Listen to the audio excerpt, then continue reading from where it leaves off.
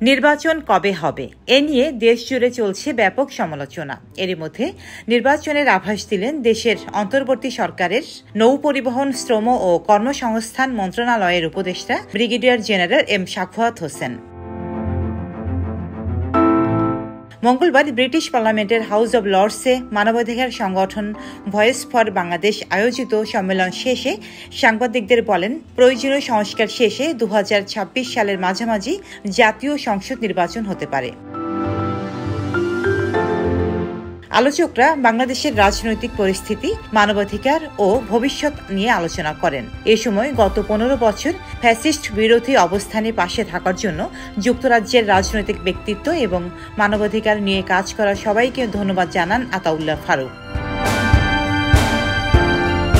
Labour দলীয় বাংলাদেশি বংশোদ্ভূত British MP রূপা হক বাংলাদেশের পোশাক রপ্তানির কার্যক্রম স্বাভাবিক রাখতে সরকারকে প্রয়োজনীয় পদক্ষেপ নিতে আহ্বান জানান।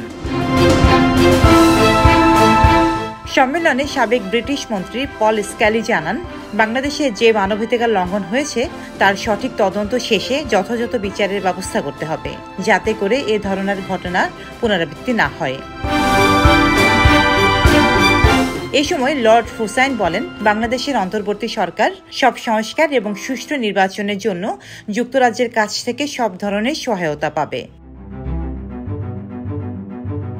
এ সময় মানবাধিকার সংস্থা অ্যামনেস্টি ইন্টারন্যাশনাল দক্ষিণ এশিয়ার সাবেক প্রধান আব্বাস ফায়েজ সন্ত্রাসী সংগঠন হিসেবে ছাত্রলীগকে নিষিদ্ধের আহ্বান জানান। ডেস্ক রিপোর্ট, সাম্প্রতিক দেশকাল।